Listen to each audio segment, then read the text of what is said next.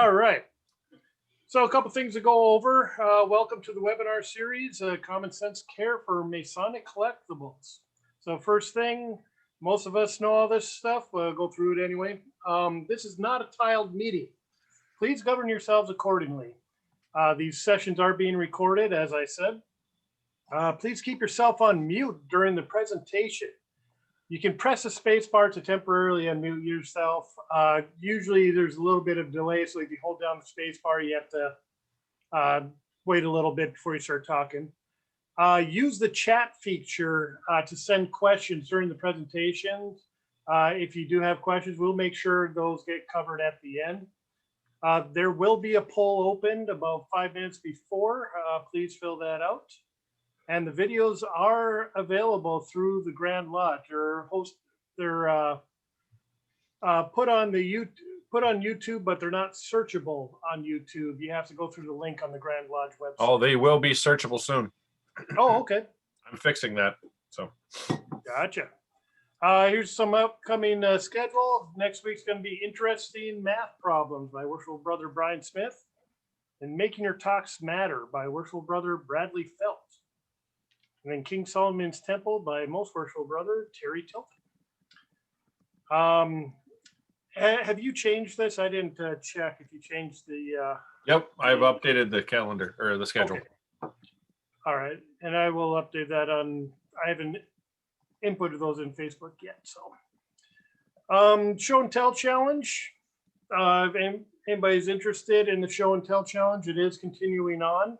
Asking the three questions below. What is Freemasonry in Minnesota? What will your life and legacy say about Freemasonry? And how will you help others find their way to rewards of the craft? See the website on the bottom there. And then there's a virtual trivia contest. So this is going to take place. You see the register on the Minnesota Masonic Charities page. Friday, April 9th at 6 p.m. And then, so the registration will be on the Minnesota Masonic Charities page. Now, without further ado, Common Sense Care, Masonic Collectibles by Worshipful Brother Jeremy Nienow. Great. Well, thank you. And let me just, I'll pull up my share screen here and pull up my share. Thank you everybody for coming this evening. My name is Jeremy Nienow. I am the current secretary and a past master of Ancient Landmark Lodge number 5. I've been in Masonry for about the last almost 15 years, and I've enjoyed every single moment of it. And I've been in my Masonic line for almost the entire time that I've been a Mason too, and I've gotten an awful lot out of that.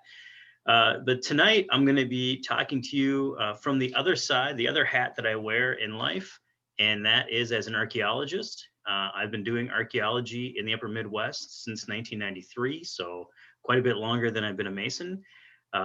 For a while, I taught archaeology and anthropology at a variety of different colleges and institutions, but now I run a cultural resource management company that does archaeology full-time, and it is a little difficult right now to do archaeology because it's a little cold, but we're still inside working on lots of projects, and one of the things that we're doing right now is curation of several different collections and getting those materials ready to go to qualified repositories. And that sort of links me in a little bit into how I got to talking about tonight's topic, because as a Mason, I have lots of interesting Masonic things that I have acquired over the years, lots and lots of books, of course, and posters and certificates for things, and lots of pins, rings, ties, all kinds of different things, but books especially. I really do like books.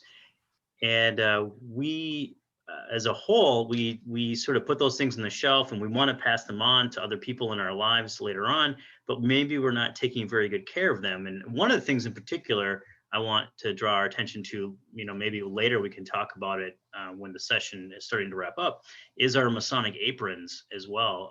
Many of us are told to take them out of the tube and flatten them so they're not, all curled up in the tube. But when we do that, we're taking away that protection, and the tissue paper that they're in, hopefully the acid-free tissue paper that they're wrapped in, and that tube is a protective case. So they start to get damaged over the years. So wherever yours is at, take a look at it, see how it's looking, and see if you need to do a treatment for it. And most importantly, tell your family about it so that they know where your apron is for later in life. As the Secretary of Ancient Landmark, we do have lots of books in our library and things that I try to take care of. However, we also have an archive space, and here's a couple of pictures of our archive space. This might remind you of your archive space or your library at home. We've got some problems and things that we need to tackle as a lodge and maybe as a person too. And we oftentimes just don't know the best way to handle objects, especially paper. So tonight's discussion is going to be mostly about the care and treatment of paper, books and things like that. I'll give some examples of those things, some really common sense things, some do's and don'ts to do. And then we'll talk a little bit about 3D objects, things like pins and clothing. But that'll really be the thrust of what we're doing tonight, and with a few references and things at the end. And you can always contact me. I'll give you my email information at the end of this lecture as well. And I can send you a nice little pamphlet that I've prepared on some do's and don'ts with some reference materials as well. So getting right into what we need to talk about, one of the most important things to think about in the do's and don'ts of objects and books especially is the environment in which you're putting them. This is the key thing. Even that archive, that storage space that I showed you a picture of before, it's in a relatively cool, dark, dry area that's climate controlled. It doesn't fluctuate a lot in temperature up and down, even in the hottest times of year. It's basically part of a large warehouse. So those objects that are in there are in relatively good condition. However, in our homes, a lot of us tend to store things in the basement or in the attic. And both of those places are really the worst, unless you've completely finished your basement or finished your attic and you've got them well insulated and things like that. Both those spaces are not good environments for objects. And I draw your attention to the book that I have here on this slide. That book has a lot of water damage and temperature changes that have happened to it over its lifetime, and it's suffered quite a bit of damage. And of course, we can in other climates, especially warmer climates than ours, a little bit farther south in the United States, we can get bookworms and other insects and things that can really get into our memorabilia. So try to avoid stacking stuff up in the basement or in the attic. Those places have lots of moisture oftentimes. The temperature goes up and down in them throughout the year. Just don't use those by and large. And when you're dealing with paper, whether it's maybe it's a letter that you got from your lodge or a card or something like that you want to keep. For example, for me, when I was very early on in my Masonic career, maybe even the first year that I was a Mason, I was asked by my lodge if I would be the installing marshal for our installation in the upcoming year. And of course I said, absolutely yes. And they said, great, you really don't have much to worry about. You've got a few names to remember and a couple of lines. And I didn't know anybody in the lodge really at that point. So they gave me a typed up on a computer sheet, a list of the people that are being installed, and I carefully folded it so I could hold it in my hand while I was doing installation, and I kept it in my coat pocket, and I have kept that as a piece of my memorabilia. And one of the first things I did when I went to preserve it is I unfolded it so that I was taking out those creases, and I put it in a piece of Mylar to protect it. So one of the first things you want to do with paper especially, if things are kept together, remove staples, take out paper clips, don't use rubber bands. If you ever go back to, and I should have put in some pictures of what can happen with this, but especially metal and paper together, because of the acids in most paper stock, they tend to corrode metals. and you'll start to see a stain that gets left, especially from old school metal paper clips and for staples as well. And rubber bands, of course, over time break down. They stick to things quite badly. They don't function very well as rubber bands as well. So they don't do a good job. And don't tape things together. Tape is an adhesive. That's its whole purpose in life. But that adhesive sticks to the paper and causes damage over time. You can see that maybe if you've got old posters that you had on the wall and you taped them to the wall when you were a kid, and now you've got them still. You try to remove that tape, and not only does the tape damage the poster itself, but it oftentimes leaves stains and marks as the different chemicals interact with each other.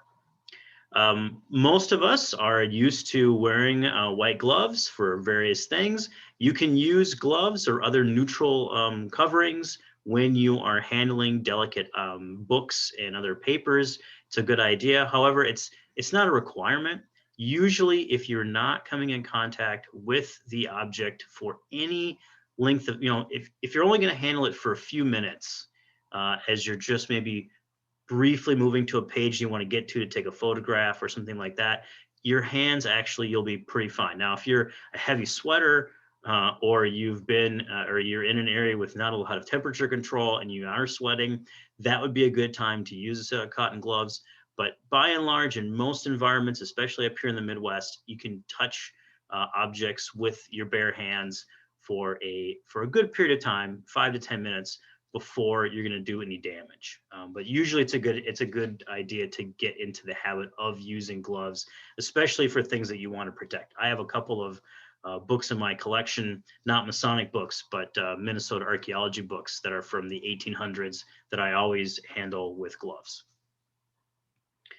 All right, so how do we store paper? And normally most of us just store it in big piles. I have it all over my desk here. The first thing you want to do is make sure you find that right environment. So that takes us back to the first slides we were looking at. The next thing is to get them organized. The whole reason you had paper clips and staples on things was usually because you wanted to keep them organized and together. Put them loosely together into piles and then sort them by that, and maybe have a divider in between them. It's important that you put them into containers to protect them that are the right size for them. So usually you can get folders and other non-adhesive envelopes that are the right size for standard paper. And then you want to reinforce and protect that package and I'll show some examples of that. And if you are putting together pieces of paper, you may want to consider putting a divider in between various different types of sheets. And the way to go with dividers really are two ways. One, acid-free paper or acid-free tissue paper. Not all tissue that you get, just like all paper, it's very hard to get acid-free paper. If you go to an office supply store, you can ask for acid-free paper and you can get a sheaf of it to use at home to print out important documents from your printers. But most tissue paper, also like the just standard tissue that you might have for Kleenex, that is not acid-free either. And you have to specially order acid-free tissue paper. You can look for it online in Amazon and other places. But the other really important thing to use, especially if you want to look at maps or other documents and you want to handle them quite often and you don't want to be damaging them in terms of when you roll them up or when you crease them, is using Mylar. And I have a couple examples here later of what Mylar is. Basically, it's a plastic-like material that's slightly rigid, and it's a great way to protect objects long-term and keep them from being damaged. We're a late model automotive parts distributor. We service everything from... I don't know what that is, but I agree. Okay, so here's a couple examples of protective places for books and mostly for sheets of paper. So what we've done here is we have a hard-sided reinforced box with a cover that comes off. You can see that on the right. And then inside, what we've done is we've taken cardboard and we've divided that into just like almost like an accordion fold-out folder, and we divided it into separate compartments that can have all the different pieces of paper that you wanted to keep. So this is much it's stronger and more reinforced than the typical folder is, and it's really designed to keep things long-term in storage. And you'll notice also that we usually try to store things flat, and I'll make sure to point that out again later. So here's an example of the Mylar, and I'll have some examples here in a little bit later. When I put the camera back on, I'll go grab an example of a Mylar sheet. This way you can put loose leaf items into that Mylar. Here I am folding it over, and then when I put it back, when I unfold it, it goes perfectly back without being creased or damaged. All right, so for books in particular, first, always remember your environment, but then a couple of key things, and we do this wrong in our libraries all the time because we want to store things, we want to get access to them, but we usually don't lay books flat. We usually lay them on edge, and they tend to have settle problems. They have spine issues over time, just like any of us that have to stand up straight for long periods of time. We have a difficulty doing it. If you want to protect a book that's been damaged in any way, I recommend putting it in something called a phase box, and I'll show some examples of that in a little bit, but also lay the object flat. And that way it smooths out the weight of the book itself, and it's not bouncing at all on the very bottom, and it'll keep it from the stress and pressure of the object itself from damaging it, which is important. All right, so here's a couple of examples of different kinds of phase boxes. The one on the left is, you might see this much more commonly. It's basically a large cross, if you will, or plus sign of a protective material like a hard cardboard, and you then fold it up together to protect the book, and then you can put that on the shelf. On the right is a much heavier reinforced example of a phase box, where the book just sets inside one half of it, and then you close it over, and then you can put on the spine of the phase box the name of the book and things like that. It's also very important that you should see that you have space for labeling what the book is, especially if the book loses rigidity and things over time, and you might even lose the information on the outside. So instead of having to open up the book, you can actually read on the phase box what the object is. Documenting what objects are and what your connection to them is a really important step in conserving objects for long term. We'll talk about that a little bit more with pins, but it's important because you might know exactly where that object comes from and why it has importance to you or meaning to you. And when it's Masonic, not only did I get this tie when I went to Grand Lodge 5 years ago, but it was given to me by Most Worshipful Brother so-and-so. And you have that memory in your mind for now. You pass that on to your son or to someone else in your family, and they might not be able to remember the story. Write the story down, tuck it into the space where you store your ties at, and that way they'll remember it and they'll thank you for it.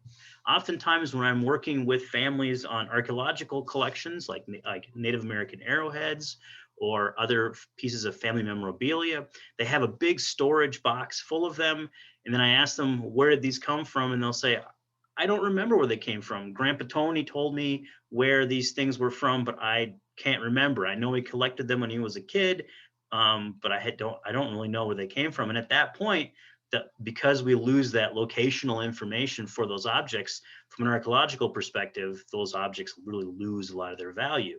So that context piece is really important, and we should do that with all objects we're trying to pass on to the next generation. Here's a final example of an even more rigid, where basically we want to protect the book. So we put in some closed cell foam, and then we put that into the box as well, and then cover it. So that basically, the reason we did this is because the box was too big. We reused the box. We don't have infinite resources in our line of work. So we reused the box that we had. We put in pieces of closed cell foam to keep the book from moving around in the space. And that's a very important thing. Make sure that your container fits whatever it is that you are trying to protect. All right, so for me personally, one of the things I love to collect are pins. Masonic pins. I love getting whoever our Grand Master is of each year, trying to get a Masonic pin from them, or maybe a Masonic button, or your Masonic ring or rings. We have those things, and this is what oftentimes we usually do. We put them onto Masonic plate or a cup or something on our nightstand, and they're just all hanging out with each other. Sometimes they're still in the plastic, but they're hanging out. There's a lot of other magnetized things that are in there too. In mine, in particular, because some of the pins use, instead of a stick back, they use a magnetic back. So all the things are hanging out directly in contact with each other. That's a terrible idea. Don't let metal touch metal. Over time, they will go through the anode cathode process and they will corrode each other. So the important thing to do is, if you really want to protect some pins for long term, what I recommend is you put them into a bag, you separate the back of the pin from the front of the pin. You take a little bit of closed cell foam and put it over the stick point that goes into the back of the pin, so the pin back. So protect that, and then put it into a protective bag. And if you're going to put in multiple pins into the same bag, which I really don't recommend, but if you're going to do that, you might want to put in a little bit of desiccant in there. You can get desiccant packets, you can order them online, but they come in a lot of stuff that I order from Amazon. So I usually keep all those little desiccant packets. I'll put one in with a series of things to keep moisture out of the space.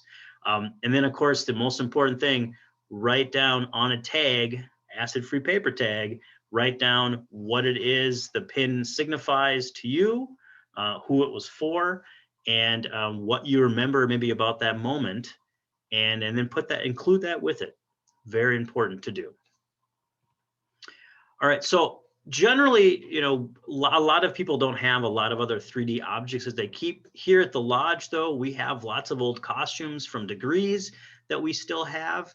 And we've got paintings, we've got pull down screens that have things on them. Of course, we have old photographs, and a lot of those things are in not the best care. I've tried to organize committees over the last couple of years to, especially with photographs, to try to scan those photographs in, try to get information about them completed. But oftentimes we just don't have the energy to do these things, or the appetite to do them, or we just don't know. With some of your lodges, like AL5 is a pretty old lodge, and there's lots of information we've just lost. So get on these things now as a lodge. Try to appoint maybe an historic preservation committee for your lodge, and start really thinking about the things that you want to keep long term. Yes, a lot of our lodge information is going digital. The Grandview system is a great example of that, moving a lot of our records and things online. But I'll share this with you. As the secretary, of course, we just went through some of our ritual in terms of the Lodge of Sorrows, opening and closing our Lodge of Sorrows for the year. And when I have a brother that we've lost, what I do is I go back to his folder, especially for brothers that have been around for quite some time. And our previous secretaries will have cards that they've gotten from them, maybe newspaper clippings that they have about that brother that's been sent into the lodge. I just did one for a brother where he requested a Masonic passport to go to Israel back in the 1970s. And then there's a whole conversation back and forth with what is a Masonic passport and versus a regular passport. So when I read about this brother and his Masonic record, I pulled out that folder and I pulled out those clippings and I shared those with the brothers there. And that gave them a really close, easy, powerful connection to that brother, oftentimes a brother that they don't really know. And we're losing that 3D connection, if you will, by moving things to Grandview. So try to keep getting as much information as you can and maintaining that older information. All right, I'll get off my soapbox now. In terms of 3D objects, especially for costumes, things like that, don't use metal hangers with costumes, especially older costumes. We have a lot of costumes that the seams are not very good on them anymore. They're weighty in terms of the actual material they use. Nobody can fit into these costumes anymore. I don't know if you guys have noticed, if you have any old costumes from the 1920s, 30s. People were a lot thinner, I think, back then in Masonry, because nobody can wear those costumes anymore. They don't fit. But lay them flat. If you have to fold them over to fit into a box that'll hold them, fold a piece of acid-free paper in between them. Try not to crinkle or crease them very much. And of course, lay them flat, especially if they're having stitching issues. for hats and shoes and other objects, it's important that you support them by putting in closed cell foam or tissue paper on, because even a hat box has that shape, but it can't protect that hat. So you need to, what I like to do is even take stiff acid-free paper, crumple it up into a ball to fit the inside of the hat, to keep it from collapsing in and on itself. All right, so here's an example of just one example of a couple of purses. And so for these, there's the protective outside box that's reinforced, just like I was showing you before. But what we did is we separated them so they don't touch each other with closed cell foam, and then we pack it down both sides to keep the objects not only from touching themselves, but moving in the space. The less they move or shift, the less they're going to get damaged. And that's really the key with 3D objects. With shoes and things like that, definitely putting in acid-free paper into the shoe to fill that void, putting them back into the box that they came in, which if you still have it is a great piece of context, and really keep them from shifting and obviously lay them flat. So I have a series of references for the last couple of slides, and then I'm going to sort of open it up to question and answer, and then I'm going to go and grab some Mylar, just a couple of examples of things I have here in the office. But it's a really easy to get more information about 3D collections. I have a couple of websites here, especially for 3D objects and finding a conservator near you. If you happen to live in the Twin Cities, we have a huge, with Minnesota Historical Society and others, we've got a big ready group of conservators that would love to talk to you about preserving your history. And there are probably people at the Minnesota Masonic Grand Lodge building that are also members of the Minnesota Historical Society, and they can help you out too. So a couple more clips on things in terms of where to actually buy conservation materials if you want to, especially acid-free storage stuff, because that's one of the most important things. And my email address, I'll leave this up for just a moment so that you can jot that down if you want to send me an email with more information that you want in terms of handouts or things. But at this point, I want to take the screen off here, stop sharing so that people can see each other again. And I'm going to go grab some examples of some things in Mylar, and I'm going to be right back.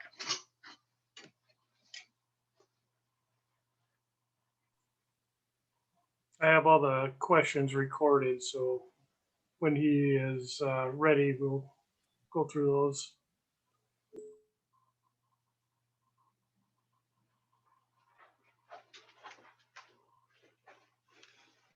I should have thought of this before, but here's an example. This is a book page from the 1890s, from a book that's basically an industrial census book for the United States. And it's a very large sheet. This particular one, of course, since it's a page of a book, it had iron and steel furnaces on one side, blast furnaces on the other. There's also ones that have lots of Masonic interesting things like beehives and other fun things like that. But the book that it was in really bad shape, and it wasn't worth conserving. So we actually pulled apart the stitching on it to protect each page in Mylar. And what's great about Mylar, the plastic sheeting stuff, is that you can fold the material, and I can roll it up, I can crinkle it up and things like that, and then it comes right back to being perfect without any damage to it. And that's the important thing. We want to preserve and protect these things, so we want to use these on a regular basis. So there were hundreds of sheets in this particular industrial book. It's called the Growth of Industrial Art in America. That's the book, and it was actually commissioned by a legislative body branch in the federal government, and we use it all the time for industrial archaeological practices that we're in. So that's an important one. But let's see, we can look at the questions here, and Yeah, the first one is asking for your email. yep, I can type my email in. Okay. Two questions is by Sean Carrick is Is the cardboard special and is the closed foam special? It usually is not. Most cardboard itself will work. There are some types of cardboard that are have more acid in them than others, but generally cardboard itself is a relatively stable type of material. So most packaging that you actually get for cardboard will work. That's one, if you don't want to go the expensive route to get because Sean, I'll tell you, there's archival version of everything out there, which just means more money, of course. So if you want to do this on a relatively better budget, one of the easiest things to do is just use cardboard that you already have, that you're already getting for packaging in your home, and you can use that. But you can always buy special, completely neutral, acid-free cardboard. Same thing with closed cell foams. Usually you're going to try to get the stuff that's the most compact, that'll be very rigid so that it doesn't allow the materials to move around a lot in their space. But again, you can use the packaging material that comes with things that you get in the mail now. Anything is better than nothing. But the important thing is that you don't mix metal with paper and that you don't put them in bad environments. Because metals, especially if you really need to use paper clips, get paper clips that have plastic coated on them and use those. But definitely get that staple out of that document. Try not to use paper clips that are metal in any way. And if you are, keep from touching them a lot. A lot of times people take their paper clips off and on a lot, and you're actually the acid that's in your fingers is going to continue to help that process of it working with the paper. So that can be dangerous. That was a good question, though. Another one, Brother Larry Lyman asked, he recently received a fez and is wondering how to store that. Is that correct, Larry? Hopefully he might have gotten a hat box to go with his fez. But if he didn't, actually it was a brother from Iowa who is in his 80s, and we happened to be at a meeting. At the end of the meeting, as I was walking out, he handed me a package. He said, "Can you take care of this for me?" And without thinking, I said, "Sure." I got home, opened it. It's his fez from down in Iowa somewhere. And I didn't know what to do with it. I also posted the question that somebody answered via just a text suggesting try and get a hold of the shrine down in Iowa and see if they'll receive it back, which is what I'm going to do. But otherwise, storing my own fez, I keep it in the original container that it came in. Okay. And that seems to be the best way to deal with that. Does the container itself have something for the void, the head void of the hat? I believe it does. Okay. I can hold on a minute. Because if it doesn't, we should get some acid-free paper and make a cone out of that to protect the hat. Okay. Hold on. Yes. Yes, indeed it does. Down in there is a thing underneath the hat, a cone of sorts. Good. So in good form. The purpose of that, again, is to help the object over time keep structure. Because, of course, with hats and things, I mean, I've got some older hats myself, too. You want to keep them blocked and in form, and you want to give them padded. Okay. Very good. Thank you. That's a great question. And a good show and tell, too. I got a question on the aprons. I never received mine in a tube. Oh. I received mine in an actual plastic bag. Okay. It's a thick mill plastic bag. I think it was for the aprons and stuff. Is that still okay? Yep. It's almost like a Mylar, which makes complete sense. And it's actually probably better because then you can probably lay it flat and keep it flat. I'm actually, I'd like to say that I'm the poster child for conservation, but I'm not, because I laid mine flat in the top part of my my nightside stand table, and in that, of course, I had a jewelry box that belonged to my dad that used to keep rings and things in that he had, and he gave it to me. And of course, without thinking, sometime in the past, not now, but sometime in the past, I put that box on top of my apron, and where the box came in contact on the edges with my apron, I have little stains on there, and I've treated those. I've just soap and water. That's, by the way, the most you ever want to do in terms of cleaning objects. You want to do soap and water on them. And just like with leather care and other things like that, that's a whole nother seminar we could get into, like leather care. But with your apron, definitely try to keep it flat. Tell people where it's at and hang on to it. And that leather apron will last a really long time. Funny story, or, an interesting story.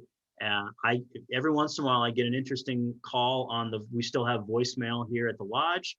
And normally I hit play on the old school machine, and I have lots of crank calls from people trying to sell me insurance and everything else like that. But I got a call from a lady down in Illinois she's like, I got this weird 1 foot by 1 foot square with a flap on it, and it's for a brother from Ancient Landmark, and it's from 1881. Our lodge has been around since 1863, and she's like, what is this for? And I'm like, this is his Masonic apron. And she mailed it back to me in a nice flat container. It's in great condition, and it's a really interesting piece of Masonic memorabilia. And at our next stated meeting, I'm going to be doing a roll of the workman for this brother, and that I'm sure no one alive now does even remember this guy, because he was in here in 1881. And I'll tell this story and hold up this apron for this brother, and it'll be a really great connection for them. Jeremy. Yes, sir. Brother Jeremy, say for those, I know you're not recommending that. For those, my apron didn't come in a tube either. So I went out, you get a nice bottle of scotch or something. They have good metal tubes. You could insulate that pretty well, and they could seal them airtight, or a wine tube, or something. It's just as good as that apron tube if you want to keep every it once in a while, take it out. Right. Take it out and let it out of that, because in that curled up, because I know, because as the lodge secretary, when I get shipments of aprons before we give them to apprentices, and then even ones that are way back in the cage from guys that just never got theirs or whatever happened, you pull them out of those tubes, and they've been in there for so long, and they curl up completely. So I have to flatten them all out. Again, we flatten them out with tissue paper in between each one of them, and then I usually press them down with a book or something like that over time, and to get them flat again. Because nothing's worse than going and giving a little information about an apron in a degree, and it's just a curled up. Right. Yeah, question about the tube, though. If you roll it up with the face of the apron on the outside, then at the bottom at least curls in. Yep. Instead of curling up. Right. Yep. Definitely, the way you roll it is important. But take it out periodically, lay it flat, show it to your family, show it to your friends, your brothers, so that they know what this object is. It's a great moment for teaching about Masonry, especially to your kids. I mean, my daughter is sick of seeing all the Masonic stuff that I have, I'm sure, in the house. My stories about George Washington and everything else, that are the posters and things I have. So, but at least she knows where my apron is if anything was to go awry. I roll it up in acid tissue paper on both sides, then stick it in the tube, and you can seal that tube. Some of those tubes are actually better quality than the ones they send them, those blue ones they send them. Right. Actually. Yeah. Some of them. Anyway. Okay, we've got another question, Adam. There may be some follow-up questions to your question. I don't know if you want to read yours off. Oh, a suggestion for places that could repair old books.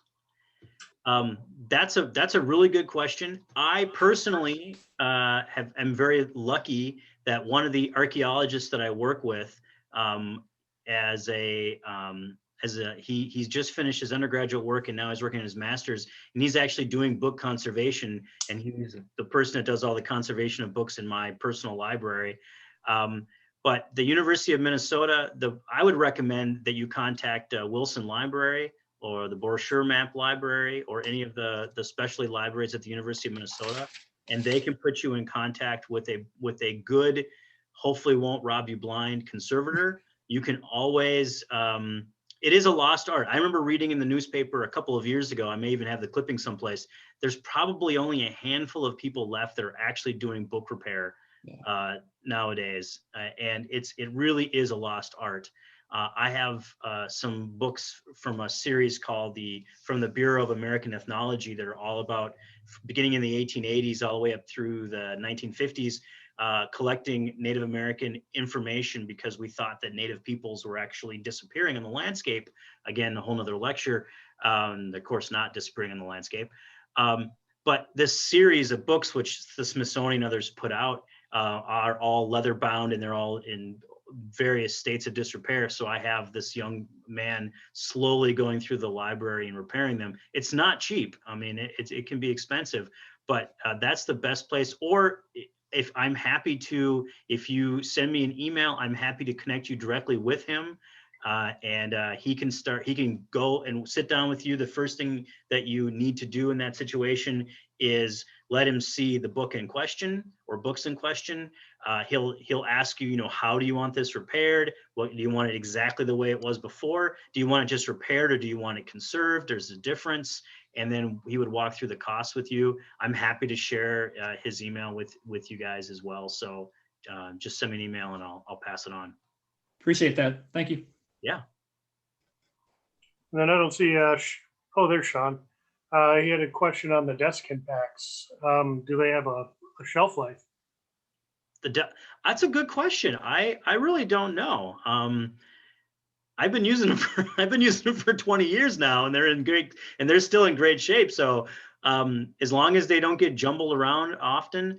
The other thing too is that, of course, most of the environments that we're putting our things into are already in temperature controlled environments. So if you are in a heavy humidity, lots of temperature changes back and forth environment, you probably do have to change out those desiccant packets. But luckily, most of us, have climate controlled facilities that we're using, and we don't live in a terribly hot and humid place. I would really wish it was hot and humid today, but it was not. So I have not switched out desiccant packets in 20 years in some of the things that I have. And it actually might be a good thing for me. You'll know because they'll be larger than they were before, and they'll be quite solid. They won't be that crumbly, those little pellets, you won't be able to feel them anymore in there. And that's a great way to know that you have to switch them out.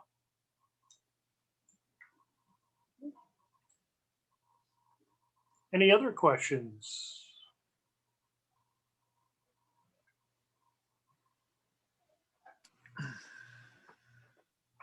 All right. Go ahead and don't forget to fill out the survey at the end.